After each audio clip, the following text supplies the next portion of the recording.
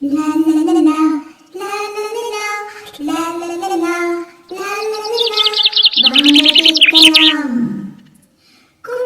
கரை வாங்க பார்க்கலாம்.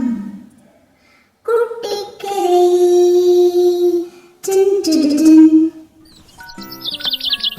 ஒரு ஊர்ல ஒரு அழகான வீடு இருந்துச்சாம்.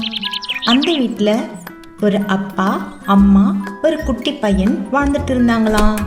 அவங்க வீட்டுக்கு வெளியே ஒரு அழகான தோட்டமும் அதில் ஒரு பெரிய மரமும் இருந்துச்சாம்.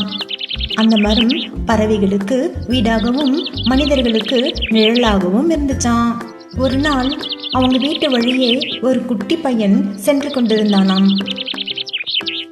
அந்த மரத்து மேல குருவிகள் அழகாக கீச் கீச் என சத்தம் போட்டுக்கிட்டே இருந்துச்சாம்.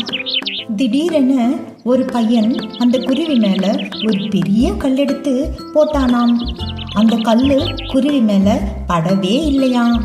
அதை பார்த்து அவங்க அம்மா அவங்க பையனிடம் சென்று, இதுபோல் கல்லை எல்லாம் எடுத்து பறவைகளை அடிக்கவே கூடாது. பறவைகளும் நம்மை போல ஒரு உயிர் தானே. வீட்டு விலங்குகள், பறவைகள் இவற்றையெல்லாம் துன்புறுத்தவே கூடாது. அவைகளிடம் நாம அன்பா இருக்கணும். இது போல கல்லெல்லாம் எடுத்து அடிக்கக்கூடாது என்று அந்த பையனிடம் அறிவுரை கூறினார்களாம். உடனே அந்த பையன் தான் செய்த தவறை நினைத்து திரும்பி சென்றானாம். அவன் சென்று கொண்டிருக்கும் பொழுது திடீரென ஒரு குருவி பறந்து வந்து அவன் தோளில் அழகாக உட்கார்ந்து கொண்டதாம். அதை பார்த்த அவனுடைய ஃப்ரெண்ட்ஸ், அந்த அப்பா அம்மா, அந்த பையன், அவங்க அம்மா எல்லாரும் ரொம்ப சந்தோஷமா இருந்தாங்களாம்.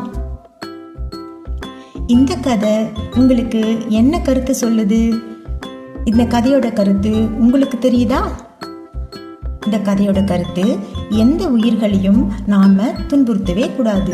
குறிப்பா நம்ம வீட்டில் வளர்க்குற நாய்கள், பூனைகள் மற்றும் நம்ம வீட்டு தோட்டத்துல இருக்கும் குருவிகள், ஓணான்கள், பல்லிகள் இவெல்லாம் இருக்கு இல்லையா, இவைகள் எல்லாம் நாம துன்புறுத்தவே கூடாது. எந்த ஒரு உயிரையும் நாம துன்புறுத்தவே கூடாது. எல்லோரிடமும் நாம அன்பா இருக்கணும். அழகான வீடு, அன்பான குடும்பமா இருக்கணும்.